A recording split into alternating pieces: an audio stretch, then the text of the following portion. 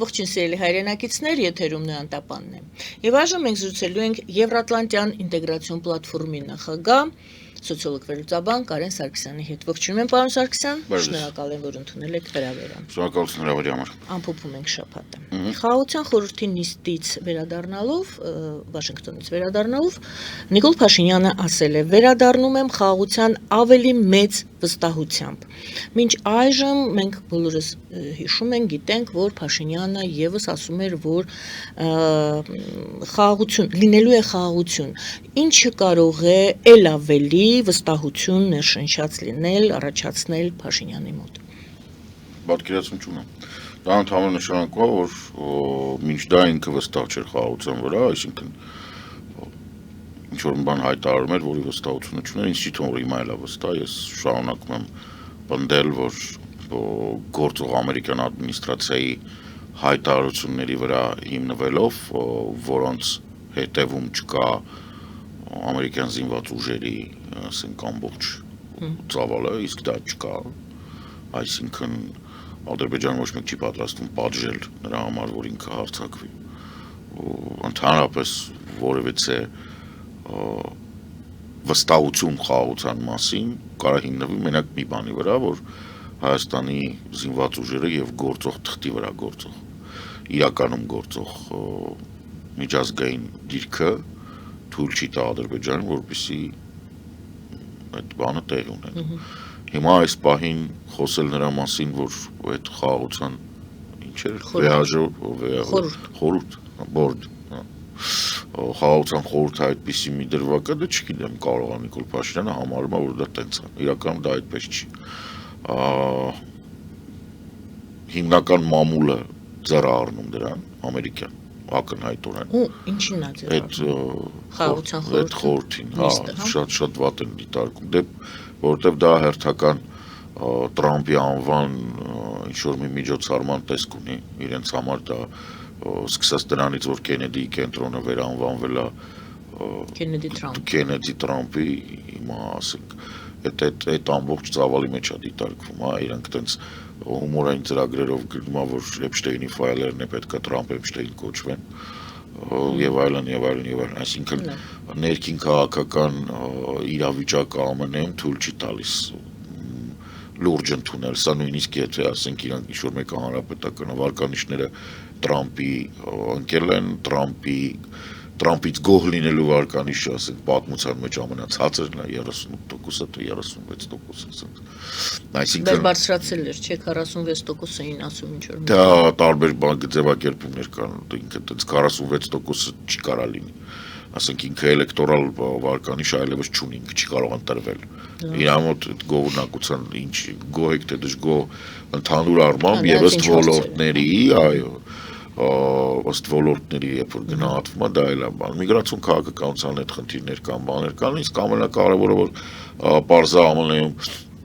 հիմնական զանգվածին միևնույնն է, իսկ նրանք ովքեր բան են հասկանում, ուղղակի թվարկում են մասնակիցներին ու զարմացած նայում են իրար վրա, ասում են թե կներեք, էլ մենք չգիտեինք, որ սա սենց է, որ այս երկրները դրանք աշխարհի ամենակարևոր երկրներն են։ Բացի դրանից բոլորը խոսում են նրա մասին, որ սա հերթական Տրամպի ընտանիքին գումար աշխատելու բան է, բոլորի մոտ զարմանք է առաջացնում Կուշների եւ Վիտկոֆի ներկայությունը այդտեղ, որովհետեւ իրանք նույն Էփշտեյնի ֆայլում երկուսի կաշառակերության մասին ահռելի մեծ քանակությամբ տվյալներ կան, որում անունները ջնջված չի։ Ասենք ՖԲՌ-ի բաների, ասենք քանի որ ոչ թե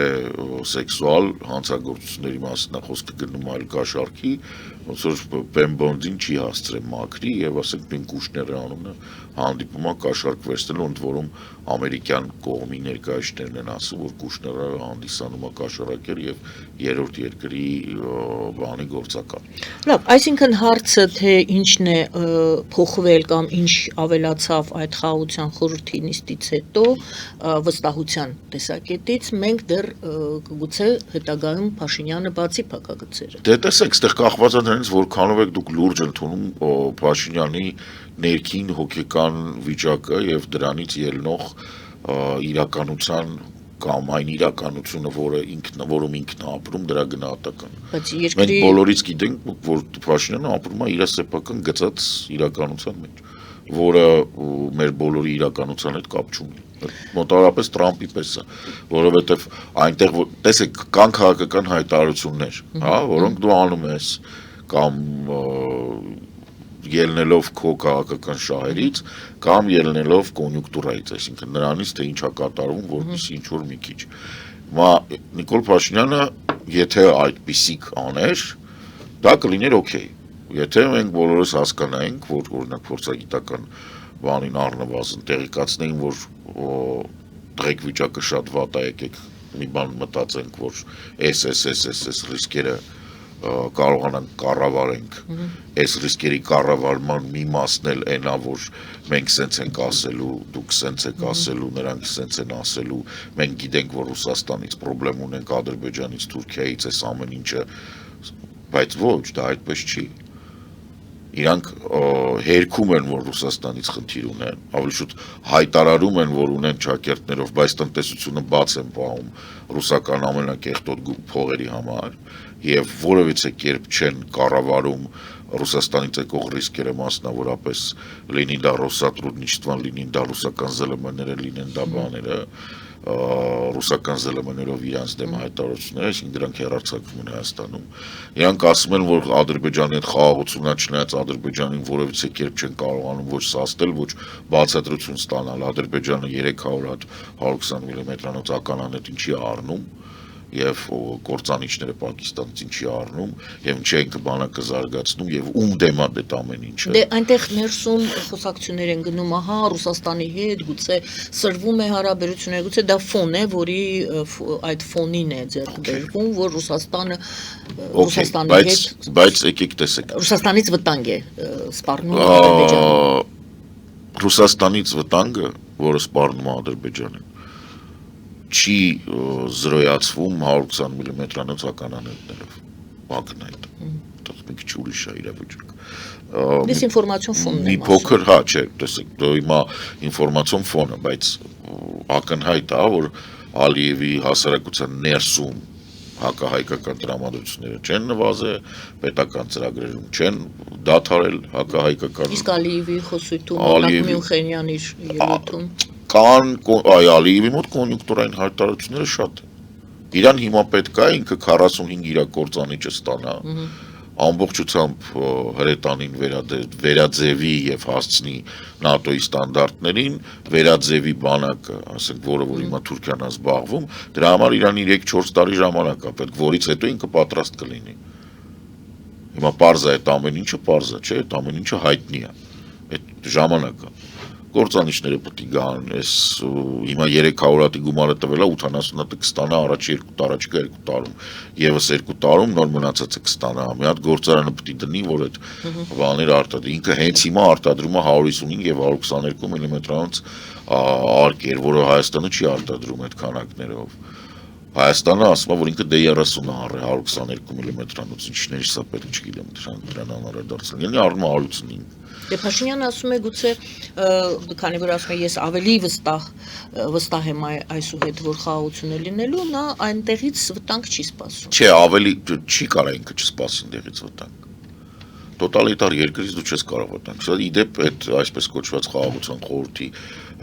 հանդեպ վերաբերմունքը դեմոկրատական աշխարհում քաղաքակիրթ աշխարհում հենց տենց է, որ էլ ուրիշ երկիր կար, որտեղ մարդ են սպանում առանց հարցնելու, որ կան չէ իր խաղաղության խորհուրդ, թե չէ։ Խոսքը հենց սրա մասին է, որտեղ այնտեղ հենց այն երկրների ցանկն է, որտեղ մարդու իրավունքները ոչ մի մարդ, ոչ մի բան է։ Ասենք այդտեղ տարօրինակ է, չէ, ասենք լավ կարող է Հայաստանը, կարող է Ալբանիան։ Մնացած երկրները ոչ ժողովրդավարություն, ոչ կոռուպցիայի դեմ պայքար, ոչ մարդու իրավունքների հարգանք, ոչ մի բան։ Լավ, Եվրամիությունը դե գիտենք բոյկոտեց, հրաժարվեց մասնակցել, բայց տեղի ունեցավ կոշտկոպիտ, բայց տեղի ունեցավ Մարկո Ռուբիոյի պետքարտուղար Ռուբիոյի ելույթը հայտնի վերջին, որտեղից հետո այսպիսի հարց է ձևավորվում, ձևակերպեմ այսպես։ Կարելի է ասել, որ Եվրամիություն եւ Միացյալ Նահանգներ այդ լարվածությունը փոխհարաբերությունների գնում է դեպի նվազման։ Խոսքը Մյունխենի մասին է։ Մյունխենյան ելույթը Ռուբիոյի։ Մյունխենյան ելույթը Ռուբիոյի համեմատության մեջ բոլորը նայել են համեմատության մեջ անցած տարվա բանի Վենսի հայտարարության հետ կապված հայտարարությունների իհարկե Վենսը դե հա այդ իրար հետ որ համեմատում ես սարուզոր բայց նմանատիպ հայտարարություններ կարող են անել միայն մարդիկ ովքեր երկու առնվազն բան իրանց մոտ համընկել է իրանք անգլերեն չեն հասկանում եւ չեն նայել Փոխհարաբերությունների լավացման մասին կարող է այդպես եզրակացնել այնտեղ հաճախ ինձ ասում են դե կանգնեցին ծափահարեցին դե կանգնեցին ծափահարեցին հա բայց այդ կանգնել ծափահարելը դա մի փոքր ուրիշ երանգել քաղաքականությունը չի փոխվում տեքստը նույնն էր բովանդակությունը տեքստի նույնն էր Ամերիկայի Միացյալ Նահանգների վերաբերմունքը Եվրամիությանը նույնն էր ԱՄՆ-ն շարունակում է հայտարարել որ հանդիսանում է Եվրոպայի թշնամի եւ գնում է Եվրոպայի ոչնչացմանը եւ անմիջապես Ռուբիոյի ճառից հետո Վենսի այցը Օրբանի մոտ դրա ապացույցն էր եւ այն ինչ որ ինքը զառանցեց մարդու մոտ առավել եւս որ հիմա շուտով արդեն սկսում է Օրբանի մոտ ընտրությունները մեծ հավանականությամբ ահռելի դժվար ընտրություններ են լինելու եւ բոլորը ակնք սպասում են որ ինքը պետական ադմինիստրատիվ ապարատը կիրառելու որպեսզի այս ընտրությունները մաղթի որտեղ բոլոր արդյունքներով պարտվում է եթե Օրբանը պարտվեց դեղ բավականին հետաքրքիր բան է առաջանում նույն այդ օժանդակության բանը կտեսնենք էլի Վենսի օժանդակությունը ինչ արժի ընդհանուր առմամբ Սա էլ է բավականին հետաքրքիր անգամ էլ ես ասացի Նիկոլի համար շատ վտանգավոր եւ շատ վատ բան էր դա որ Վենսի իրան աջակցելը շատ վատ դրան բացառվում է որ դրան որևիցե դրական բան չկա որովհետեւ մեծ հաշվով Վենսը ընդհանուր առմամբ Տրամպի ադմինիստրացիայի որպես բան խաղացող ինքը տենց այդքան էլ ծանրակշիռ չի չնայած օրինակ նույն դիլը բալանտիրի ստեղծող է տեխնոֆաշիստների կողմից ֆինանսավորված սենատորն է ինքը եւ ինքը դրանց կողմնակիցն է բայց հենց Վենսի շնորհիվ էր որ Վենսի արածի հետևանքով էր որ Եվրոպան երևի մի 10 տարի առաջ գցեց բավականին մեծ քանակով ծրագրեր որոնցից մեկը օրինակ վիզա եւ մաստեր կարդ այդ սիստեմների եվրոպական կոնկուրենտից ստեղծելը, որը ասենք եթե այդպես պլանավորվում էր, որ Էշմիսատկի գարուն կգաք ստեղծենք, հիմա 26 թվականին ավարտում ենք 27-ից որ խոդի տան։ Այսինքն որպեսի այդ բաները փոխանցում են ընդհանրապես պլաստիկ քարտերի հետ կապված բոլոր գործարքները, ինքը եվրոպական Եվրոպայում հրատարակվող քարտերը եվրոպական բաների միջոցով գնան։ Դա ասենք Իսպանիան, Նորվեգիան, որում Նորվեգիան էլ է միացել դրան։ Այսինքն դա բավականին մեծ եւ լուրջ բան է։ Այս ամբողջ ծրագրերը, որոնք առաջել են 100 միլիարդ թե 150 միլիարդ, որը Եվրոպայի օժանդակությունն է, որը Մակրոնի ճնշմամբ դարձավ առեք Եվրոպայում, то есть Buy in Europe, Made in Europe այդ գաղափարը Կանադայի եւ Եվրամիության այդ առանձին ստեղծված բանը հատուկ հարաբերությունները, որոնք տնտեսապես հիմա կօժանդակվի Դավոսում եւ Մյունխենում տեղի ունեցած այդ Մակրոնի ճառերը եւ մեծ հավանականությամբ շատերը դրան ինչ որ շատություն չեն դարձնում, չեն հասկանում ինչա կատարվում Եվրոպան ոչ միայն հիմա ուժային դիրքից է խոսում, այլ Եվրոպան հիմա արդեն ներսում կարողանում է այնպիսի մի կոնգլոմերատ սարքել այդ կորիզ երկրների եւ տնտեսական եւ ռազմական եւ քաղաքական, որը բարեզբուն իմաստով 2-3 տարվա ընթացքում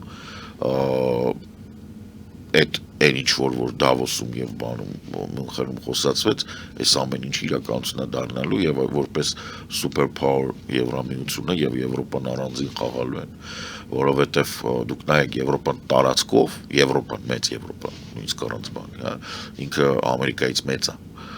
Բնակչությունով էլ Ամերիկայից մեծ։ Հենց չի որ բանը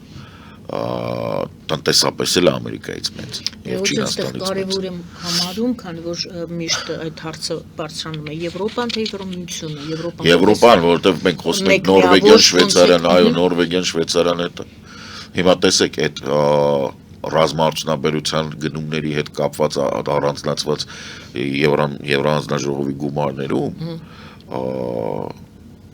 բոլորը պետք է լինեին եվրոպական ընկերություններ եւ ինչ եմ ես ասում, որ ինքը միջազգային կշիռա ձեռք բերե։ Սրան միացել է Կանադան։ Բրիտանիան չի միացել, բայց Կանադան միացել է։ Այսինքն Բրիտանիային չեն ընդունել, իսկ Կանադան միացել է։ Կանադային ընդունել են։ Այս Եվրատլանտյան զարգացման նոր բան, այսինքն ինչով է սա կարևոր։ Կանադան ունի լավ հարաբերություն տնտեսական այդ պայմանագրային հարաբերություն Եվրամիության հետ։ Կանադան ունի նաև Ավստրալիայի, Նոր Զելանդիայի եւ անի Կարնի ելույթի ժամանակ այդ ծրագրային ելույթը, որ տեղի ունեցավ, Ավստրալիայի վարչապետներն ստաց նախկին, այսինքն այդ կապերը կան։ Կանադա, Ավստրալիա, Նոր Զելանդիա ակնհայտորեն եւ Եվրամիություն դա ահռելի մի հատ մեծ շուկա արդյունաբերություն բարձր տեխնոլոգիաներ եւ բանակ։ Ինչով է կարևոր օրինակ բոլորի բան այդ Կալեդոնիայի, Նոր Կալեդոնիայի հարցի չեղավ ինչ-որ մեկը հարցնում է։ Ավստրալիան, Նոր Զելանդիան եւ Ֆրանսիան միասին հարավային Խաղաղ օվկիանոսը եւ Հնդկական օվկիանոսի հարավը իրանք պահում են Ֆրանսիան, Նոր Կալեդոնիայի եւ ֆրանսիական Պոլինեզիայի շնորհիվ Նոր Զելանդիան եւ Ավստրալիան այնտեղ, իսկ ով է այնտեղ, ով էր ուզում խաղարը, դե ուզում էր խաղարը ԱՄՆ-ն։ Բայց Ամերիկան չի կարողանում։ Այս ներկայիս քաղաքական բաները ելևեջները, որ Ամերիկայում տեղի ունենում, որ ինքը վանում է դաշնակի, վանում է, որ նա վանը վերջացրել է։ Որովհետեւ հիմնավորված առիթ չկա Ամերիկային վստահելու Տրամպի ադմինիստրացիայի շնորհիվ։ Եվ ես նորից ուզում եմ հիշեցնեմ, որ երբ 20 թվականից հետո 21 թվականին առաջին G7-ի ժամանակ Բայդենի հարցազրույցներից մեկում ինքը արդեն որ բաներ արել, ընտրություններից հետո Տրամպը ընտրվել էր, Բայդենի առաջի հարցազրույցում ինքը ասաց ես օրեկան նստեցի, ասեցի Ամերիկան վերադարձավ, ասում է Մանուել, այսինքն Մակրոնը նայեց վրես, ասեց ինչքան ժամանակով է Ամերիկան վերադարձել։ Իրանք այն ժամանակվանից գիտեին, որ հույս չկա։ Այսինքն պետք է հասկանալ, որ Եվրոպան մոտավորապես Տրամպի առաջի ժամկետից 16 թվականից իրանք պատրաստվում էին սրան։ Եվ սա պետք չի դիտարկել, որ Եվրոպան շոկի մեջ է, ոչ, Եվրոպան շոկի մեջ չի։ Եվրոպան շոկի մեջ է այն առումով, որ Ամերիկան կարող է անցնել Ռուսաստանի կողմը, բայց այն, որ Ամերիկայի վրա հույս դնել չկա, դա փաստ է։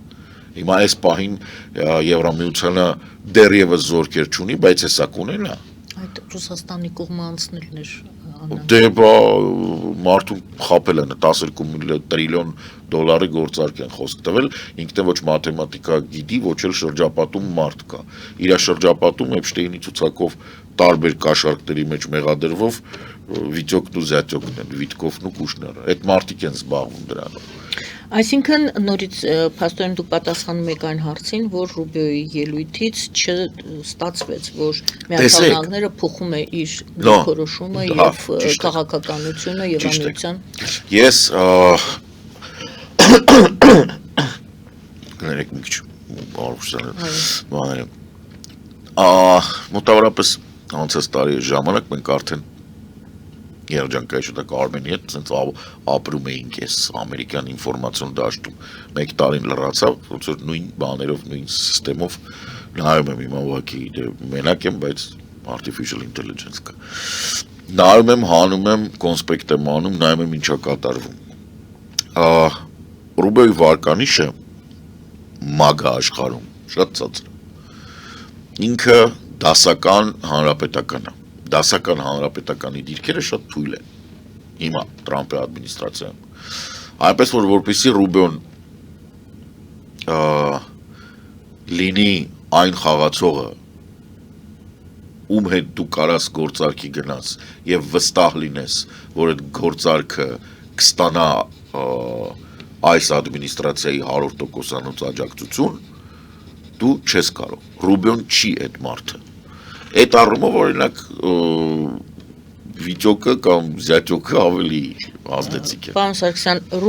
Ռուբիոյի թե Միացյալ Նահանգների պետքարտուղը։ Ոչ, Ռուբիոն Ռուբիո է։ Ցավոք սրտի Ամերիկայի Միացյալ Նահանգները 25 թվականի հունվարի 20-ից հետո դարձան Ռուբիո, որտեվ եթե դուք ուզում եք Ռուբիոին դիտարկեք որպես պետքարտուղար, դուք շատ տենց խախուտ ճահճոտ հողի վրա եք կանգնում, որտեվ դեպքում ինձ պետք է բացատրեք Կուշներն ով է, ով է, ինչ գործ ունի Կուշները հույժ գաղտնի բաներում, ինքը ընդամենը տնտեսա է։ Մի խոսքով դուք ուզում եք ասեք Ռուբիոն անգամ, եթե Ռուբիոյի ելույթի մեջ մենք տեսանք ինչ որ ջերմություն, Եվրամիություն եւ Միացյալ Նահանգներ փոխհարաբերությունների մեջ, դա բնավ չի նշանակում, որ Թրամփի վերաբերմունքն է փոխվելու եւ Միացյալ Նահանգների, հիմա տեսնենք Միացյալ Նահանգների թե Թրամփի։ Բացարձակապես ոչ, Ռուբիոն միշտ, տեսեք, Ռուբիոն 21 թվականին ինչ որ ասել է Տրամպի մասին, եթե հիմա հանեք տնեք Տրամպի դեմը, կարող ենք Ռուբիոն ձերբակալի ու ուղարկի հետ Պուերտո Ռիկո։ Տրամպը տեղյակ չի, ինչ է։ Իսկ կասկածում եմ, որ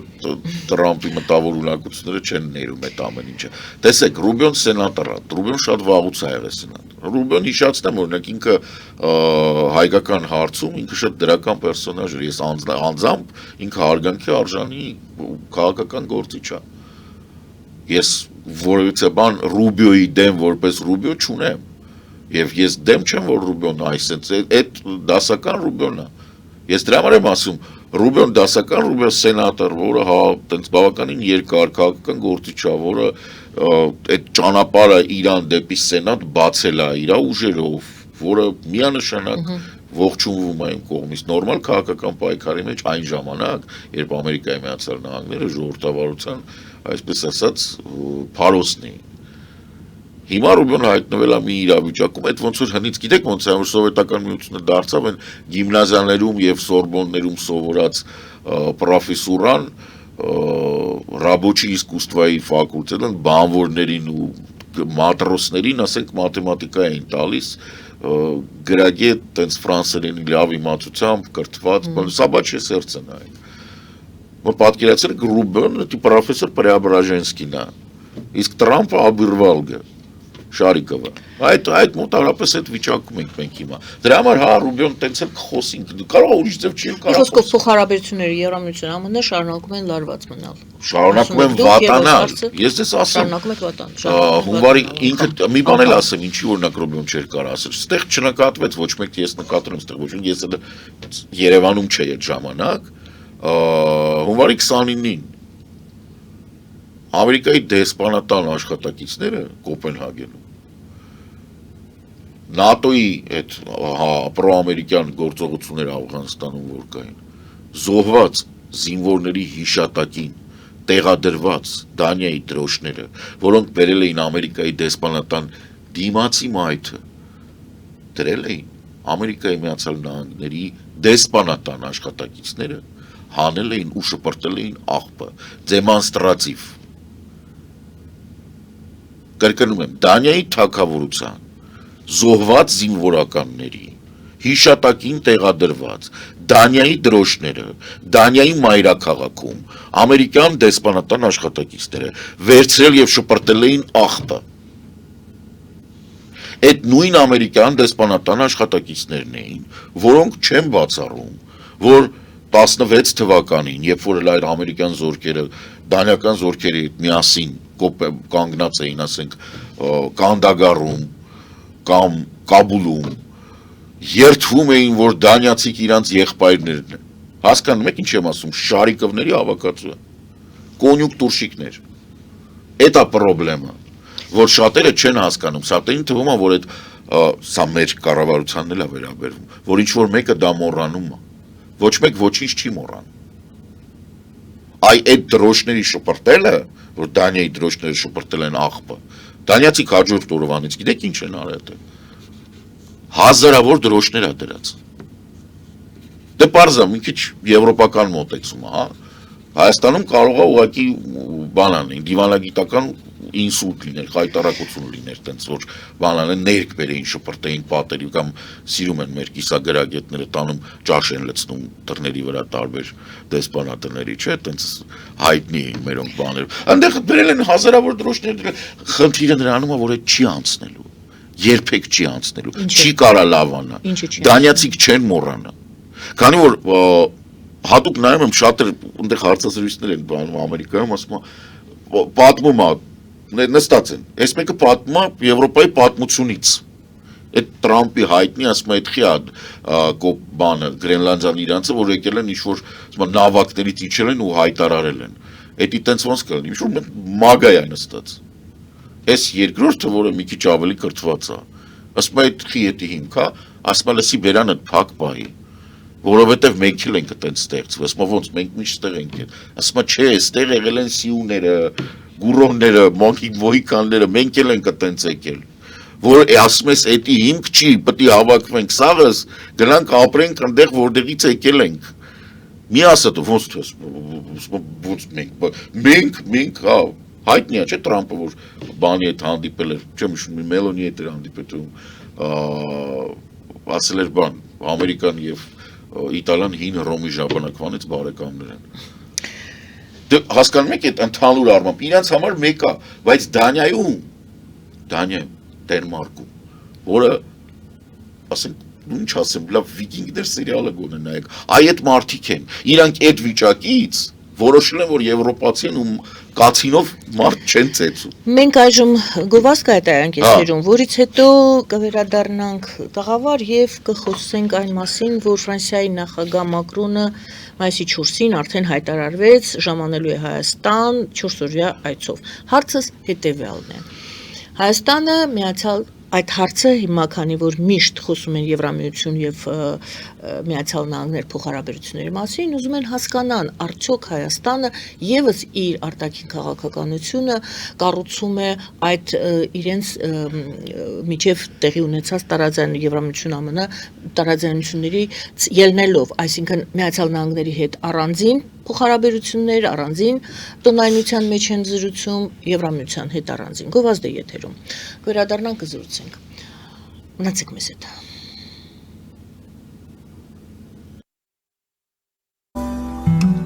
Ֆելիչե ժամանակակից ատամնաբուժական կլինիկա։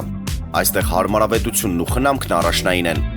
Այստեղ կիրառվում են ատամնաբուժական ամենաժամանակակից տեխնոլոգիաներ, ճշգրիտ ախտորոշում, արդյունավետ բուժում, նուրբ փորձառություն եւ անհատական մոտեցում։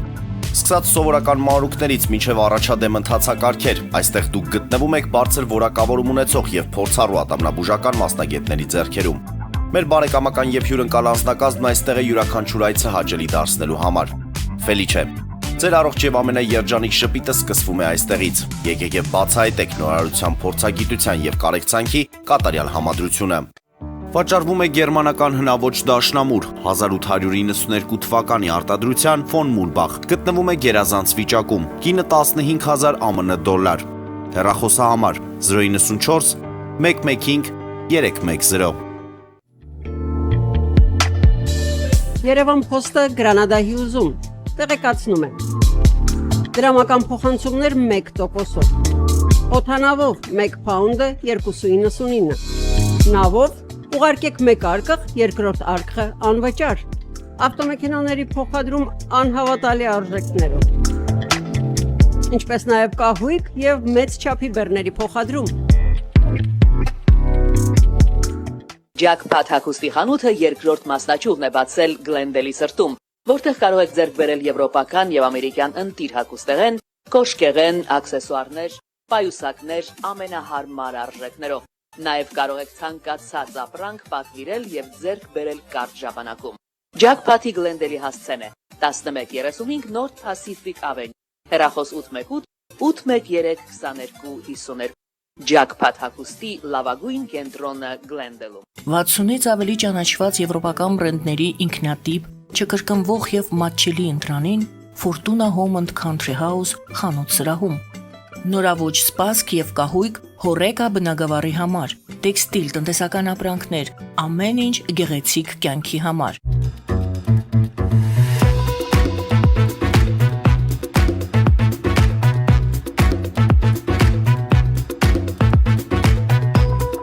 Արարատ ռեստորան, ընտանեկան եւ ընկերական ժամանցի լավագույն հասցե, սիրված արտիստներ, հյուրընկալ մթնոլորտ, հարուստ ճաշացան, անմահական խորտիկներ։ Արարատ ռեստորան, հասցեն անփոփոխ, սիրով սպասում ենք ձեզ։ Լավագույն պաղպաղակ, բնական, համեղ եւ մատչելի գներով պաղպաղակը կարող եք ձեռք բերել բոլոր հայկական խանութներում։ Պահանջեք հայկական պաղպաղակ, Թամարա պաղպաղակ։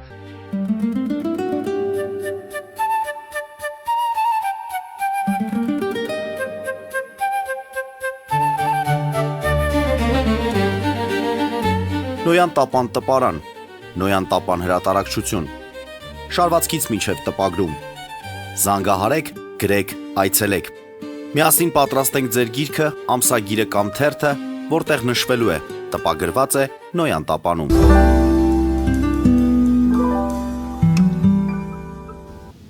Սիրելի հայրենակիցներ, հիշեցնեմ, որ մենք զրուցում ենք սոցիոլոգ վերլուծաբան Կարեն Սարգսյանի հետ, եւ այսպես Մակրոնը մայիսի 4-ին ժամանում է Հայաստան։ Նշվել է, որ 4 օրյա այցով։ Մենք խոսում ենք Հայաստան-Եվրամիություն փոխհարաբերությունների մասին եւ Մակրոնի այցի մասին։ Դե ոնց հասկացա 4-ին 5-ին 4-ին եվրոպական սամիտն է, որը տեղի ունենալու Հայաստանում 5-ին Հայաստան-Եվրամիության այդ հանդիպումն է, դե 2 օր էլ կմնա իր պետական այցը։ Ոչ միայն գալիս է Մակրոնը պետք է հասկանալ ուղղակի պետական այցը, թե աշխատանքային, որտեվ յուրաքանչյուր կադենցիայի ավարտի վերջի տարվա 12 ամիս մնալու պարագայում Ֆրանսիայի նախագահները վաղուց արդեն ոնց որ ավանդույթ է ձեռք բերվել, նախագահում կադենցիան ավարտվում է, եւ ինքը էլ չի կարող ընտրվել, ինքը Հայաստան պետական այցով գալիս ընդհանուր առմամբ։ Կոպիտ ասած պրոտոկոլային այց է։ Պետական, չէ, պրոտոկոլայինը կլիներ աշխատանքային, պետական այց։ Վաղը տենց արել է Ժակ Շիրակը, տենց արել է Սարկոզին, տենց արել էր Հոլանդը, տենց արել էր Մակրոնը առաջի, բայց չէր եկի առաջին պետական, ինքը առաջին ֆրանկոֆոնիայով եկավ։ Առանձին որպես բան չէր եկել պետական։ Էլի միջոցառման շրջանակներում։ Բայց օրինակ նույն ֆրանկոֆոնիայի երկրները Աֆրիկայի ինքը գնում է պետական հատուկ պետական այցով մեծ։ Այստեղ բաներ կան, էլի նյուանսներ կան։ Երևի խնդիրը մի փոքր ուրիշ է։ Մակրոնի այցը դե ասենք այդ Ֆրանսիան Հայաստանի համար այն երկիրն է, որը միշտ խարիսխ է հանդիսանում, այսինքն այդ անվտանգ նավահանգիստն է, որտեղ որ միշտ կարելի է գնալ բացատրել, որ գիտեք ինչ կա այսօր այդպես վարչապետի հեծանվի դինամոն նստել էր դրա համար ուղղակի այդպես այսօր գլխարկը թարսադրել կամ չգիտեմ շորցի քաղաքելա գլխարկի տեղը դրա համար անգե մեյդան ոչինչ կներեք մեզ տենց էլ է պատահում ժողովրդավարությունը հիմա ում ընտրել են այդ ինչ որ Վենսի հետա գնացել, բայց պապայի արև Վենսի դիվանին չի նստել, ասենց ինչ-որ տես մի բան պետք է ասենք, որտեղ սա խայտարակություն է։ Ելնելով նրանից, թե ոնց է Եվրամիության, ասենց ասեմ, ֆրանսիական աշխատակիցների կոհորտը արձագանքել նրան, որ Եվրամիությունը պետք է ներկա չլիներ դրան, ակնհայտ է։ Ֆրանսիան հիմա զբաղեցնում է այն դիրքը, որը Եվրոպայի ոչ միայն Եվրոպայի առաջատարն է, այլ նաև ազատ աշխարհի առաջատարը, որտեղ այդ չի կարող այդ դրոշը մնա հատակին, էլի, ոչ է կարող Տրամպը տանի Էփշտեյնի կղզում սարքի փալաս իր համար, ոչ, տենց ինչ-որ ազատ աշխարհի դրոշը պետք է լինի միտեղ, եւ այդ միտեղը, օքեյ, հիմա Ֆրանսիան է, կարող լինի ուրիշ երկիր, բայց այս պահին Ֆրանսիան է եւ դրա հետ պետք է տեղավորվեն։ Գերկարևոր է այցը, ցավոք սրտի մերոնք պատրաստ չեն Եվրոպայի հետ հարաբերությունների նորմալ կառուցմանը, որովհետև ցավոք սրտի մեր կառավարությունները եւ այս կառավարությունը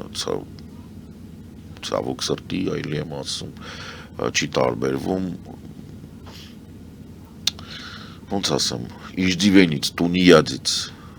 տենց ինչ-որ այդպես մի հատ բան ունի էլի պետք է ինչ-որ մի հատ մեծ բան լինի որ ինքը միշտ գնա իրան գցնվի քսվի Ինչու եք այդպես ասում։ Որ տենց այդպես է, որովհետև հիմա ինչ եք տեսնում դրան նման։ Տեսեք։ Ես մարդիկ չգիտեն արժանապատվությունը ինչ բան է, պետական արժանապատվությունը առավել եւս։ Գիտեք, կարելի է շատ երկար ինչ-որ բաներ անել, կարելի է ինչ-որ հայտարարել, որ դա դիվան, բայց սա դիվանագիտություն չի, տեսեք ինչ հաճույքով են իրան գնում ու հայտնվում տարբեր տեսակի ոչ ժողովրդավարական, շատ հաճախ Հայաստանի համար թշնամական մշակույթներ կրող բաներում Ռուսաստան, բան ինչ-որ թուրքական բաներ, Էփշտեյնյան, այդ որը կոչվում է հիմա Էփշտեյնի կրուգ, բոլորը Ամերիկայի կառավարության 90%-ի վրա արդեն իսկ տասնյակ հազարավոր ապացուցված ֆայլեր կան։ Ֆայլը բացում ես, կարդում ես մազերը պիսպիսական։ Դեռ դատավարությունների Դատավարությունը կապ չունի, Չարլզի եղբորը ձերբակալեցին, ոչ դատավարությունն է եղել, ոչ բան։ Այսինքն այնտեղ պարտավոր չէ, գիտեք ինչ կա, դե ապացուցի։ Հիմա օրինակ բոլորը գիտեն, որ բաներով, տակառներով կիսլատա են տարել այդ կղզի ու բազմաթիվ աղջիկներ ավերջ կորել են։ Հիմա ոնց որ դու գիտես, որ կիսլատա է եկել։ Դու գիտես, որ այդ աղջկան այնտեղ բռնաբարել են, հիմա ինքը բռնաբարողը ասում է կիսլատան բերել են, որովհետև չգիտեմ, վաննայի սենյակի կաֆելն էի մաքրելու, այդ աղջկան էլ մինչև չբերես ինքը ինձ դեմ հայտարարի, ես համաձայն չեմ, որ մեղավոր եմ։ Հասկացանք, լավ։ Պարոն Սարգսյան, վերադառնանք Եվրամիություն Հայաստան փոխհարաբերություններին, ամեն ինչ բնականon նորմալ ընթանում է։ Ոչ բնականon չի ընթանում, մենք դեռևս 21 թվականից ասում եմ հոգնանք ստանալով Եվրոասոցիացիան դիմումի ներկայացնելու առաջարկ։ Սա է, Եվրոասոցիացիան դիմում պետք է ներկայացնի այս կառավարություն։ Այս կառավարությունը օրենք է ընդունել, որ ինքը գնում է Եվրամիություն։ Այդ օրենքը ամբողջությամբ հակասում է նրան, ինչ որ այս կառավարությունը անում էր օրենքը ընդունելուց հետո, այսինքն հապկի եւ ԵԱՏՄ-ի շրջանակներում մնալ, ԵԱՏՄ-ի շրջանակներում Հայաստանի տնտեսությունը տանել, մտցնել եւ կծել ռուսականին, իսկ հիմա ամբողջությամբ հակասում է, որտեվ մենք ասել ենք, որ գնում ենք Եվրամիություն։ Տրամպի եւ Վենսի ադմինիստրացիայի հետ հարաբերությունների մտերմացումը ամբողջությամբ հակասում է այն օրենքին, որը այս կառավարությունը ընդունել է։ Ես չեմ հասկանում, իրանք կամ տեղյակ չեն, կամ այն մարդիկ, ովքեր, ասենք, այս կառավարության համար բան են անում, չեն ֆայմում, որ ախր քրեական գործի տակ եք գնում։ Ձեր ընդունած օրենքի քրեական չի, բան չի, ասենք, բայց նո, в смысле քրեական օրենսգիրք չի։ Օրենք եք ընդունել, այդ օրենքը խախտում եք։ Չէ, խախտում, դեռ չի եկել այդ պահը, Ոնց չի եկել այդ պահը։ Գուցե ասում էին այդ մայիսի 4-ին, թե մայիսյան այդ հավաքին։ Բայց դա նշանակում է, շատ կարևոր է, որ գործող իշխանությունները պատրաստ են ընտրություններ կեղծել նույնիսկ։ Որովհետև ընտրություններից առաջ նմանատիպ փաստաթղթեր չեն տալիս։ Եթե դու ընտրություններից առաջ տես փաստաթուղթ ես տալի, դու կամ ուզում ես մեկին բան անես, խաբես մարդկանց, ասես տեսեք թուղթը տվեցի, դե ինձ ընտրեք։ Ասեմ ավելին, ես վախենում եմ իրանք ոչ թե տենց անեն, այլ ասեն մեզ որ ընտրեք թուղթը կտանք։ Սենց նյուանս կա։ Ես ոչ միայն չեմ հավատում Նիկոլ Փաշինյանին, Նիկոլ Փաշինյանին ասում են չի հավատում նույնիսկ իր կեպկեն, որի վրա գրած էր դուխով։ Դրա համար այդ դուխով կեպկեն, որը երիտասարդական դուխով կեպկա էր, դարձավ ադրբեջանցի կոլխոզի քարտուղարի շլյապ։ Շլյապ սնիմի։ Այդ դրա համար իրան չեն հավատում, որովհետև գոյություն ունի մի կանոն։ Այդ մի կանոնը նշանակում է, որ դու, եթե երկիրը ղեկավարում ես, դու պետքա քո սեփական շրջապատի, չգիտեմ, բարությունը, բարիքները, իրանց հարստանալը, քո հին ընկերների հետ լավ հարաբերություններ ունենալը, թողես մի կողմ, անես ինչ որ ձեռք տալի երկարաժամկետ քո պետությանը, որովհետև կարճաժամկետ բոլոր գործողությունները բերում են պրոբլեմների։ Երբ որ տեսեք, դա շատ բան է։ Երբ որ դու ունես երկարաժամկետ նպատակ, դու կարող ես մանևրես, խուսաբարես, բաց ծավ։ Երբ որ այդ նպատակը նույնիսկ քեզանց կախված, պատկերացրեք գրավիտացիան, հա, ասենք կա արեգակը, որի շուրջ պտտվում են բոլոր մոլորակները, եւ մենք բոլորս գիտենք։ Եթե, ասենք, ժամանակը եւ տարածությունը լիներ դիսկրետ եւ ամեն առանձին վարկյանում այդ գրավիտացիան լիներ ուրիշ, այս բաղին, սենց այս բանը, համակարգ գոյություն չէր ունենա։ Պետությունը նույն կերպ բանալով է, պետք է գոյություն ունենա մի հատ ընդհանուր նպատակ, որի շուրջ պետության բոլոր մնացած ինստիտուտները եւ կարիք ձևավորողները եւ քաղաքացիները որպես քաղաքացի հա բանով այդ հիմնական գաղափարի շուրջ պետք է պատտվեն եւ այդ հիմնական գաղափարը պետք է ունենա բավականաչափ գրավիտացիա, որպեսզի պետության բոլոր ռեսուրսները ինքը իրենով, եթե նույնիսկ մարդ չլինի, դաշնիկ, եթե մարդ է կողմեն կողմ որոշի անել, այդ գաղափարի շուրջ, այդ գաղափարով գնացած պետությունը զարգանա։ Երբ որ մենք անկախացել ենք սովետական միությունից, Նիկոլ Փաշինյանը սիրում է ասել, որ մենք չենք անկախացել։ Նիկոլ Փաշինյանը ամեն ինչ գնահատում է իր սեփական կոլխոզից, որտեղ որ ինքը մեծացել։ Ես շատ լավ հիշում եմ, որ անկախության շարժումը ես ասենք 7, 8, 9, 10 տարեկանից հետո 10-ից արդեն մեր տանը դա խոսվում էր անկախ ամեն ինչից։ Այդ պերիստրոյկա, գլասնստ, այդ քսերոքսներով գալացող այդ գրքերը, որոնք որ այդ ժամանակ սաղ բանում ասենք 2-3 քսերոքս կար Երևանում, մեր տան այդ գրքերն էին հայտնում ազատագրական բան, կարդում էինք, մեծանում էինք դրանով։ Ես շատ հանգիստ պատկերացնում եմ, որ Նիկոլ Փաշինյանը Ենոքավան գյուղում կամ Իջևանի ինչ-որ տենց հերուներ տեղեկությանը քիչ էին, բայց սովետական միություն է։ Այսօրվա հետ է ինչ աղեր։ Այսօր ինքը այնտեղ ձևավորվել է, ինքը այնտեղ սոցիալականացումը անցել։ Ինքը հիմա վստահ է, որ անկախությունը ընկել է մեր գլխին։ Ոնց որ Տրամպը օրինակ վստահ է, որ Ամերիկայի Միացյալ Նահանգները եւ Հին Հռոմը եղել են նույն բանում ժամանակահատվածում, գեներալ Մաքսիմուսն է այնտեղ վազվզում էր, էլի։ Այսինքն այստեղ խնդրեմը դրանում է։ Հիմա երբ որ Նիկոլ Փաշինյանը ասում է, որ անկախությունը ընկել է իր գլխին, ինքը բացահայտում է իր սեփական արժեքային համակարգը։ Այդ արժեքային համակարգը կրող սուբյեկտի մոտ ցավոք սրտի ինքը սուբյեկտ է, լիներ օբյեկտ կաշխատենք վրան։ Այդ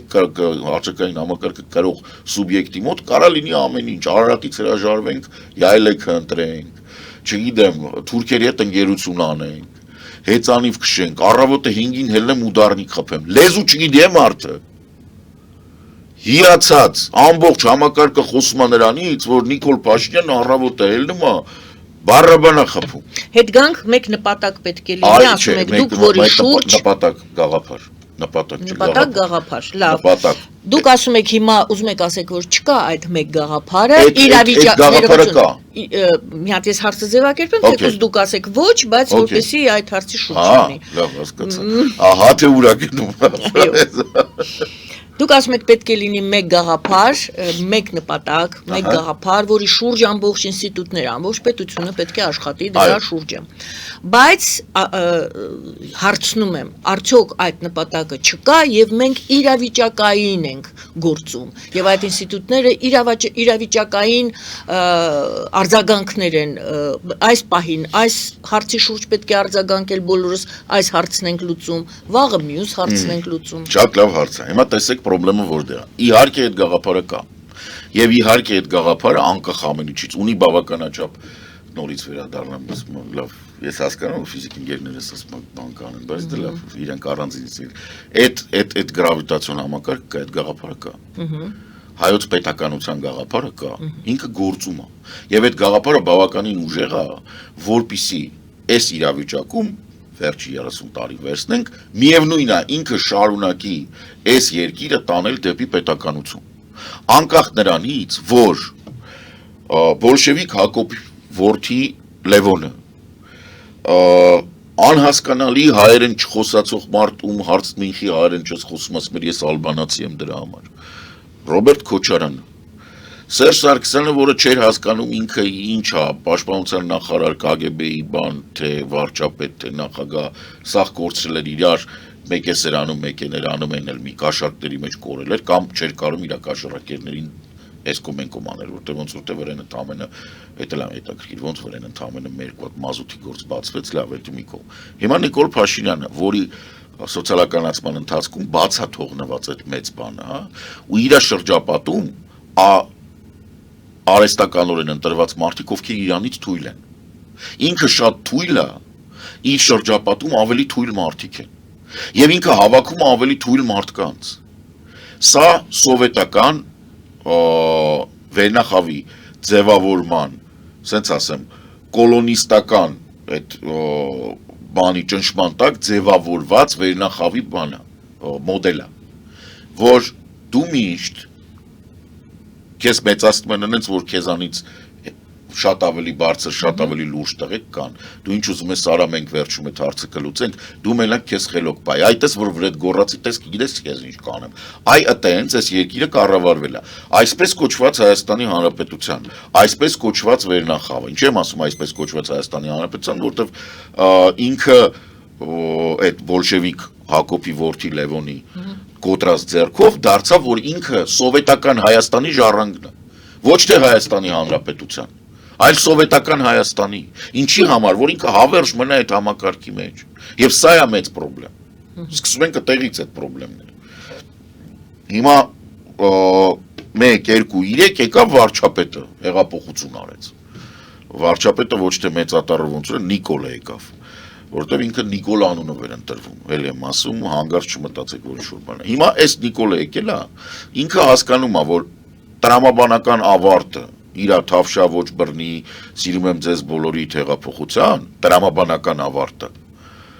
պետքա լիներ ֆրանկոֆոնիայի օրը հայտարարություն, որ Հայաստանը հապկից ԵԱՏՄ-ից դուրս է գալիս, խնդրում եմ մեզ ընդունել Եվրոպա։ Սա ստեղ է։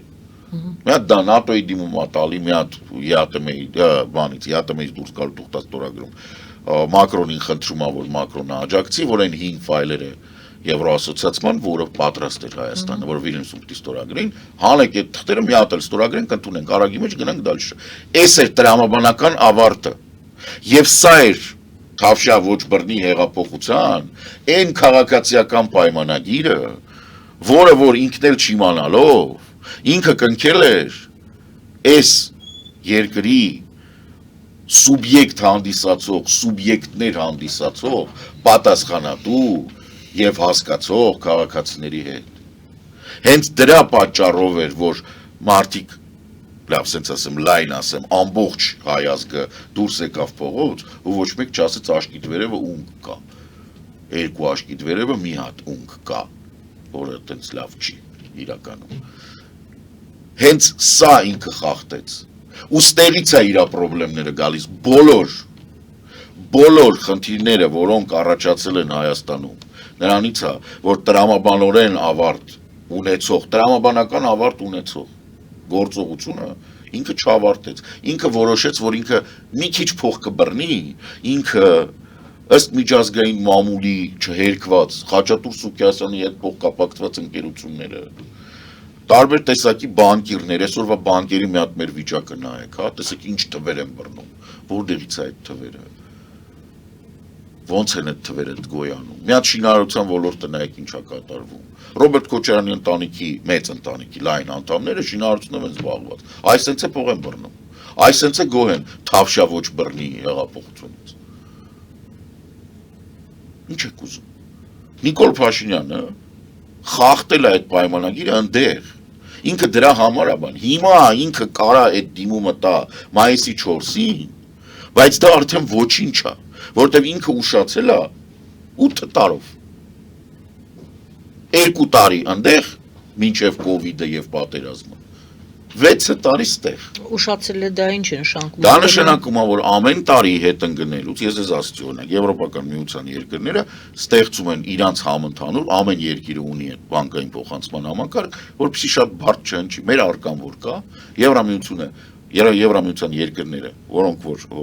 բան են, անդամ են կամ նույնիսկ ոչ, որ Նորվեգիանի բանը անդամ չեն, իրանց կպցնում են իրար։ Իրանք ամեն մեկը իրա փայ արկան պայմանական, որ տենց կոչված, կպցնում են իրար, սարքում են Եվրամիության մի հատ արկա համակարգ, լավ սենց բացեմ, որ պատկերացնեք։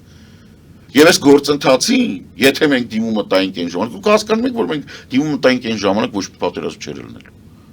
Խոսք 44-ի մասին։ Հասկանում եք թե չէ։ 18-ից հետո, հա, միջապես։ Հա, որովհետև այս բոլոր պատմությունները, որոնք որ այս պատերազմները, բաները, որոնք որ լինում են,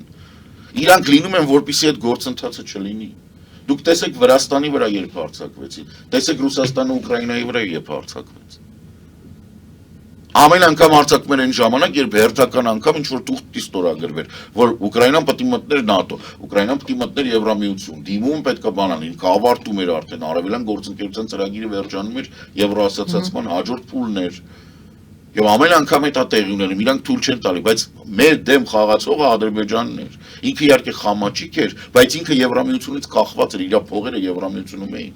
Բայց նա շատ հմուտ կարողացավ իր Դա հարցը շատ հմուտ լուծել։ կարողացավ, որովհետև մենք էինք ոչ մեկ։ Ոչ հմուտ, մենք էինք ոչ Մենք հմուտ։ էինք ոչ մեկ։ Եթե մենք լինեինք Եվրամիության Լավ։ ասոցիացված անդամ, այդ հմուտը չէր անցնում։ Դրա համար նորից հետ գամ ներողություն իմ ձևակերպմանը, իրավիճակային է մեր քաղաքականությունը, ոչ թե ռազմավարական Ես եւ կասեի դեպի դիսկրետ, իրավիճակ չի, ավելի շուտ պերցեպցիոն է։ Կներեք այդ եզրույթի համար, այդ եզրույթը նշանակում է, որ այս պահին Նիկոլ Փաշինյանին կամ իր մտերիմ շրջապատին ինչա թվում։ իրավիճակային թված չէ, ոնց Թվում, հասկանում եք, ասենք ոչ թե դա իրականում տենց է, որտեվ ոչ թե թելադրված է իրավիճակով, այլ թելադրված է պատկերացումներով, հա։ Այո, պատկերացումներով, իսկ այդ պատկերացումները իրենց հերթին ձևավորվում են լեզու չիմանալով, այսինքն մարդիկ ակնհայտում Ուզում եք ասեք ոչ ճիշտ գնահատում է իրավիճակը, ձեր կարծիքով, հա։ Ոչ ճիշտ գնահատում են process-ի տեսանկյունից, բայց մարդիկ չգիտեն լեզու, չգիտեն տվյալների հավաքագրման, մշակման, ընդհանրացման եւ վերլուծության կանոններ, բացառակ կանոնները դա կանոնակարգված է։ Չգիտեն այդ ամեն ինչի հետ ոնց աշխատեն, չգիտեն ոնց ճիշտ ներկայացնեն, պրոտոկոլ չունեն, դաստիարակություն չունեն, հիշեցնեմ, որ եվրոպական քաղաքակրթության մեջ գլխարկով տղամարդը գտնվում է սենյակում, մենակ մի դեպքում, մենակ մի։ Եթե ինքը զինվորական է ու բոլոր մնացածը, ասենք երկու ձեռքը զբաղված է, մի կառավարական մնաց, բոլոր մնացած դեպքերում գլխարկով տղամարդը չի լինում սենյակում։ Թուրքերի մոտ լինում է քոչվորների, դա ուժի բան է, թուրքերի մոտ դու չես կարող լինես, եթե բանը ընդեղի շուր շեյխա, շախա, ինչա տենց ինչ-որ մեկնա տանտե, ինքը կարող լինի, տուրբան է գլխարկով, իրանց գլուխը вообще պատմատի լինի։ Էտա, թուրքերի մոտ էտա տարբերություն, վարշուտ քոչվորների մոտ տարբեր, հրյաների մոտ էլա կիպան պտի լինի գլխին էտի չի արց։ Բայց եվրոպական քաղաքակրթության մեջ չկա դա։ Հայկական, առավել եւս հայկական ավանդույթների մեջ առավել եւս։ Ես ես մի բան էլ ասեմ այդ խաղաղության խորհրդի մոռացա։ Ասում են Ռոմի Պապը հրաժարվել է։ Խիստ կասկածում եմ, որ անիծել է մասնակիցներին։ Լավ, այդքան մի խորհուրդ։ Չէ, գիտեք ինչու։ Համենայն դեպս որովհետև բացահայտվեց, որ 7 միլիարդ դոլար Տրամպը կորզել է, որ այդ փողով պիտի գազան վերականգնվի։ Իսկ մարդիկ ովքեր եղել են Վատիկանում, գիտեն, որ Վատիկանի այս հենց կողքը Պաղեստին պետության դեսպանատումն է։ Եվ Վատիկանը չի ողջունում այն ամեն ինչ, ինչ որ անում է Իսրայելը։ Եվ Վատիկանի դիրքորոշումը խիստ նեգատիվ է այդ Գազայի մարդկանց հանելուն, էթնիկ զտումների բաների։ Ժամանակի մեջ կերևա խաղաղության խորհրդի դրական արդյունքները, նույն Պաղեստինի հարցով 7 միլիարդ կբռնի, էլի ինչ կերևա։ Նույն հարցով համենայն դեպս նորից գանք ամենասկզբի ձևակերպմանը Փաշինյանի այնտեղից նա վերադառնում է խաղաղության ավելի մեծ վստահությամբ։ Եթե համարենք, որ այդ մեկ նպատակը, մեկ դուք ասեցիք խոսքով մեկ նպատակը դա պետականության պահպանումն է, պետականությունը պահպանվում է խաղաղության Գաղափարի հետ եք։ Գաղափարը, այո։ Էդի սենց ասեմ, դրա վրա շատ եք ուշադրություն դարձնենք, որտեղ ինքը բավականին բարդ է։ Մեր քաղաքական դաշտում շատ չեն այն մարդիկ, ովքեր կարան դրա մասին խոսեն, հիմա չսարքեն մատի։ Համենայն դեպս Փաշինյանը ասում է, ես դրական արդյունքով եմ եկել, պետականությունս շարունակելու է, ոնց որ ասում էր 99 տարով մենք կայուն պետականություն կունենանք, հիմա ավելի վստահություն ունեցավ։ Տեսեք, ինչ վստահություն ունեցավ Փաշինյանը, ոչ մի կապ չունի։ Փաշինյանը իր սեփական կոտրած ձեռքով Հայաստանը սուբյեկտությունից զրկում է, քանի տարի արդեն։ Ինչով, ինչպես։ Բերելով Կուշներին եւ Վիտկոֆին, թույլ տալով, որ Ամերիկայի դեսպանին Հայաստանից կանչեն եւ չպահանջելով, որ նոր դեսպան նշանակվի։ Ցավոք սրտի հիմա տարածաշրջանում մի դեսպան ունի Ամերիկայի Միացյալ Նահանգները, ոմն պարոն Բարակը, այդ պարոն Բարակի վրա Էփշտեյնի ֆայլերում մի երկու բարակ ֆայլ է ասենց։ Հիմա պրոբլեմը նրանում է, որ այդ բարակը Հայաստանին համարում է ցեղեր։ Եվ ուրիշ դեսպան Ամերիկան չունի։ Եվ երբ որ Նիկոլ Փաշինյանը գալի ասում է, որ ինքը վստահավոր խաղաղություն պետք է լինի, ինքը Հայաստանը սուբյեկտությունից արդեն իր ուղեղում զրկել է։ Ինքը դրա համար է տենց ասում։ Ոչ մի պետություն, որը հանդիսանում է միջազգային հարաբերությունների սուբյեկտ, որը ունի արտաքին հետախուզություն, որի ղեկավարը ամեն առավոտ ստանում է բոլոր անվտանգության ծառայությունների, բանակի եւ բանի բրիֆինգներ, այսինքն այդ 15 րոպեանոց 60 նայում ինչա կատարում, որի սահմաններից ընդամենը 850 կիլոմետրի վրա, ну լավ 850,000 էլ sense նայել 1200 կիլոմետր 3 հատ ծանր պատերազմ ա գնում, չի կարա ասի, որ ինքը վստահ է, որ խաղաղություն կլինի։ Ես ասեմ ինչով է դա պայն, այո, տեսեք ինչա, ինքը ասում է խաղաղություն, չէ։ Իրանը որ մի բան եղավ, ինչ խաղաղության մասին է խոսքը։ Արդեն է ոնց։ Էդա։ Այդ մեկ, երկրորդ, այսինքն ինքը նույնիսկ չի կարողանում միտքը ձևակերպի։ Ինքը կարող ասի, որ ես վստահ եմ, որ Ադրբեջանը 99 տարով, եթե ես Իրան իսրայելական լոբինգի շնորհիվ հրյաներին տամ Սյունիքը կառավարեն, ինքը մեր վրա չի հարձակվի։ Մեր վրա ասած Նիկոլ Փաշինյանի եւ Աննա Հակոբյանի 99 տարի նրանք դժվար որ այո, հիմա հարցս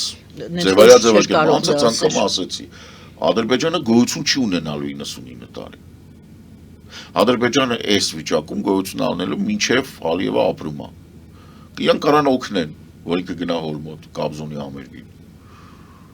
Սա խնդիրներ է, լուրջ խնդիրներ է։ Եվ Հայաստանը կառուցել այնպես, որ մոտակա ժամանակները պատերազմ չի լինելու, դա կամ գերագույն հիմարություն է, այսինքն հիմարություն չել պատկերացնա, հիմա ասում եմ, Սատանեն իրան միացնել, ինքս ես նայի կիտը պորասի ջեմ հասկանում ինչ ասում։ Նորից ասեք, որտեվ Հայաստանը այսպես կառուցել, որ այդպես սկսեցիք դուք։ Նորից եմ ասում, Հայաստանը կառուցել ամբողջությամբ, տնտեսությունը, հասարակությունը, առողջապահական համակարգը, ենթակառուցվածքները, կառուցել այնպես, որ Հայաստանում պատերազմ չի լինելու 99 տարի, դա կամ հիմարություն է, կամ ինչ-որ մեկի գործողություն է, որը Հայաստանը սուբյեկտությունից զրկել է և շարունակում է զրկել։ Հասկացաք։ Չհասկացաք։ Նիկոլ Փաշինյանի կառավարության վարքը հիմա ենթադրում է, որ Իսրայելի լոբինգով ստեղծված տրիպը, որը ամբողջ աշխարհի սև գրողն է, որտեղ իրանք երեխա են բռնաբարում, այդ տուսովկեն է, ստացել է Սյունիքով Թուրքիային բավարարելու հնարավորություն։ Բարձա։ Եվ ինչքան էլ ինքը ասում է, որ ինքը կարա դրա վրա ազդի, ինքը չի կարա դրա վրա ազդի։ Որովհետև ինքը այդ պատմության մեջ ոչ մեկ է, որովհետև իրան թարսք չափալախեն, ոտով կխփեն քամակին ու կասեն Նիկոլ ռադդ քաշի ստերից նստի հեծանի վտ գնա, որովհետև դու չես կարող մարդկանց, ովքեր Էփշտեյնի կղզում տասնյակ տարիներ երեխա են բռնաբարել եւ մինչեւ հիմա կարողանում են սպիտակ տանը հանգիստ ֆրֆռալ, դու չես կարա ինչ-որ բան ասես, որովհետև իրանք այդ բռնաբարած երեխեքին բերում ենք 1+1, հա, կիսլատա են պատվիրում բոճկեքով, ոչ կիսլատեն կա, ոչ էտ երեխեն կա, ու ինքը մինչև հիմա սպիտակ տան են ֆրֆռում ազատ։ Դու չես կարա դրան ոչ մի բան ասես, տղա ջան, դու թույլ ես եւ անողնաշար, եւ քեզ մոտ ինքնասիրություն չկա։ Էլ արժանապատվություն թողենք մի կողմ, ինքնասիրություն չկա, որովհետեւ ամբողջ աշխարհը գիտի։ Եթե Չարլզը ասում է, որ իմ եղբայրն է, Չարլզ երրորդը, Մեծ Բրիտանիայի թագավոր, ասում է իմ եղբայրն է, բայց բոլորը պետք է իմանան, որ օրենքը մինչև վերջ պետք է գնա։ Բանը հարավ ձերբակալն է։ Միակ բանը, որ կարողացել է ինքը անի եղբոր համար, հարազատ աղբերն է, ասել է ինչ-որ մի հատ տուն ա տվել, ասել է տեղ թող մնա, մի տարեք վերջ։ Բայց հիմա դուք ոնց եք պատկերացնում, որ այս ամեն ինչը հիմա կատարվում է, այս ամեն ինչը կատարվելու հետ միասին, Ամերիկայում ապստամբության եզրին է կանգնած, Մինեսոտան, Արիզոնան, բաներ, նահանգներ, որտեղ որ mid-term ընտրություններին են պատրաստվում։ Տրամպը գնում է մեյջորի Տեյլոր Գրինի բանում 14-րդ այդ օկրուգում անցկացնում է միտինգ, 100 մարդ չի գալիս։ Վարկանիշները նայում ես ընկած է։ Պեն բոնդին, որը Տրամպի դատախազնա, գլխավոր դատախազնա, ասենք ներկայացուցիչների պալատում գնում է հաշվետվություն տալու, որ մատաթափ տալի կոնգրեսմենների բոմը, նրանք ասում են, ասա ջա ենք ես մեջտեղից։ Հերթով բացվում է այդ բոլոր ամբողջ այդ համակարգի խնդիրները բացվում են։ Այնտեղ հիմա շատ հնարավոր է, ասենք 2 տարվա ընթացքում մարդ չմնա ում այդ ինքը տրիպա մշակ։ Մեզ մոտ էլ են ընտրություններ, պարոն Սարգսյան։ Էդ էլ իր հերթին։ Էդ էլ իր հերթին։ Ինչ եք տեսնում, ինչ եք պատկերացնում։ Որտեղ։ Հայաստանում։ Հայաստանում ես պատկերացնում եմ, որ լիքը մարդ կա ում ձեռա տալի խապված մնալ, իրանք տենց սիրում են։ Իրանք էլ արժանապատվություն չունեն։ Ու ոչ էլ ուզում են ունենալ։ Այդ մի մոռացեք, որ մենք իհարկե մեղադրում էինք հանրապետականին, որ իրանք բանով մի քթալ ճաշով ընտրություններ էին անցկացնում 5000 դրամով, 5000 դրամ։ բայց մարդիկ վերցնում էին այդ 5000 դրամ։ Այդ խնդրը կա։ Արժանապատվության բացակայությունը պայմանավորված է ռուսական ազդեցությամբ 1829 թվականից։ Իսկ ռուսական ազդեցությունը Հայաստանում չի դադարում։ Սկսած Խաչապուրի Աբոյանից, ում կոտրած ձեռքով գրված այսպես կոչված արևելահայերենի բանը, մենք զրկվեցինք քաղաքական մտքից, մինչև Մարզանը կանգնած է, Մյասնիկյան, Գայ, Սպանդարյան, Նժդեի փողոց, մարդիկ չգիտեն, որ Նժդեի հրապարակում Սպանդարյանի արձանն է կանգնած։ Շատերը գնում են ասում են մեր Նժդեն։ Նժդեի հրապարակ, Նժդեն Նժդեի ասենք արձան են ստացում։ Տեսեք, այս ամեն ինչը Խապված ասելով ինչ նկատի ունի։ խապված է։ Իրանց դուր է գալի դա։ Ինչ են Տեսեք, խապված եւ ինչ են շանկում Հայաստանում հարցումները մեզ ցույց էին տալ, որ մարդիկ ուզում են անվտանգություն։ Այո։ Հիմա անվտանգությունը սահմանի անվտանգությունը, որը մենք ունեինք ավելի շուտ, քան Տրամփ, Վենս եւ այլն, որտեվ եվրոպական դիտորդական առաքելություններ ապահովում։ Դա մինչև մենք իրանք են ապահովում։ Այ դեպ շնորհակալություն պետք է հայտնել, ավարտվեց միսիան։ Եվ նորը եկավ։ Նորը եկավ, հա, այդ մարդկանց ամեն անգամ տենց ինչ-որ բան է, որ պետք է անշուշտ այդ մարդկանց առանձին մի հատ բան ստեղծել։ Տեսեք, երբ որ մենք խոսում ենք խաղաղության եւ անվտանգության մասին, դրանք տարբեր են։ Նախ խաղաղությունը մի կողմ թողենք, անվտանգության մասին է միշտ խոսքը գնացել։ Խաղաղության պահանջ չի եղել, որովհետեւ դե խաղաղությունը ում է պետք, ասենք թուղթը կա այդ։ Այնտեղ էլ թուղթ կար, Ուկրաինան, Ռուսաստանը։ Չէ, խաղաղություն պետք է, բայց թուղթը ոչինչ, ուզում եք ասեք, չի ապահովում։ Այսինքն խաղաղությունը պրոցեսն է, իսկ ավելի շուտ է ինչ որ սկսեք տրոհել մարդկանց հարցնելուց, կպարզվում որ անվտանգություն են։ Անվտանգություն նկատի ունեն, այո։ Հա։ Հիմա տեսեք, անվտանգությունը ինչով է պայմանավորված։ 1, 2, 3, 4 ամեն մեկի մոտ ինչ որ բաներ են գալիս։ Քանի որ մարդիկ միշտ խապված են եղել եւ իրանք ապրում են sense պետությունը ինձ պարտավոր է, դե որ չէ, գոնե այս 5000 դրամը շնից մաս պոկելու թեմայով։ Այս 5000 դրամը պոկեմ ու վերջ։ Իրանք չեն հասկանում, որ հիմա իրանք ասում են, որ խաղաղություն է, ելի են խափում։ Իրանք այս կուտը պետք է ուտեն, չէ, բայց տեսեք, հարկային դաշտը այլանդակ վիճակում է։ Այսպես կոչված տնտեսական աճը չինական փուչիկի մոդելն է։ Չինական փուչիկը այդ անկանոն շինարարությունն է, որի պահանջարկը չկա ուղղակի շինարարության համար, որպեսզի աճը ցույց տան տնտեսական։ Այս մի կողմ։ Ուրեմն աշխատավարձերը, որոնք ասում են միջին աշխատավարձ բան, հիմա մի հատ գաղտնիք բացեմ, բոլորի մոտ երևի այդ բանը, այդ մինչև հարկվելն է այդ աշխատավարձը։ Այս բոլոր վիշապային գործողությունները, որոնք ուղղված են բանկերի հարստացմանը, իօքուտ բանկերի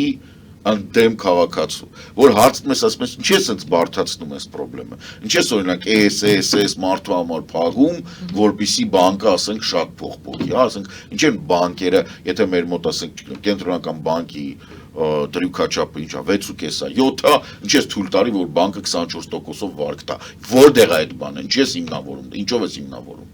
Ինչի դա կա։ Հարկում է, պետք չի հարկել։ Ինձ պետք չի, որ դու բանկը հարկես։ Ինձ պետք է, որ ստեղ տոկոսը որ իջնում է, բանկը վարկ տա փոքր միջին բիզնեսին ինչ որ մարդավարի տոկոսով, որ բիզնեսը զարգանա։ Ինչի է օրինակ դասական դեպք, ասենք թույլտվություն են տալիս ինչ որ գործողության համար, ասենք այդ թույլտվության օրը չգիտեմ, որ օրվանից որ պետքա թույլտվություն լինի, այդ ամսի ընդունենք հունվարի 1-ն է, բայց իրանք թույլտվությունների դիմումները ընդունում են ամսի 1-ից։ Լավ է դա, լավ չէ։ Դիմումը տալիս ես, դիմումը տված վիճակից, որ դիմումը տալիս ես, ասում են օքեյ, չեն մերժում, որտեղ մերժելը սկզբից է, չեն մերժում, բայց ձգձգվում է մինչև տան թույլտվությունը։ Այդ ընթացքում, որ դու աշխատում ես, գալի քեզ ասենք բան են, հարկայինը գալիս է կամ ինչ-որ համապատասխան մարմինը գալիս է, մատ դու գանում ես քեզ։ Ասում է թույլտվություն տուր, ասում ես դե դիմել եմ թույլտվությունը, անցած տարվա 5 տարի աշխատում եմ, ամեն անգամ դիմում եմ, չի հետաքրքրում։ Քեզ մի հատ դու գանում ես, դու գանքի հաջորդ օրը թույլտվությունը գալիս է։ Գնում ես, ասում ես եղբայր, էսա, ասում է, չէ, դու գանել եմ, լավ եմ արել։ Նիկոլ Փաշինյանը չէր որ գալիս էր իշխանության, ասում էր մարդը դու գանքի առարկա չի։ Ի ուղղակի տենց էլ մի հատ հասկանանք։ ԵԱՏՄ-ին շարունակում ենք, այս հիմա կլինի 1.2 միլիարդ ինձ թվում է այս տարի։ Հայաստանի Հանրապետության քաղաքացիների գրպանից 1.2 միլիարդ դոլար մենք նվիրել ենք, որ Ռուսաստանին ինչի, որտեղ է այդ հիմնավորումը։ Ինչի ունեն առավելություններ խոշոր ընկերությունները, ինչի կոր բաները, նրանք ովքեր օլիգարխատ են, ինչ են իրանք կարողանում ավելի լավ զգան իրանց տնտեսության մեջ, քան փոքր միջին բիզնեսը։ Ինչի է փոքր միջին բիզնեսի հարկերը ավելանում։ Ով կարա բացատրի։ Որտեղ է դրա հիմնավորումը։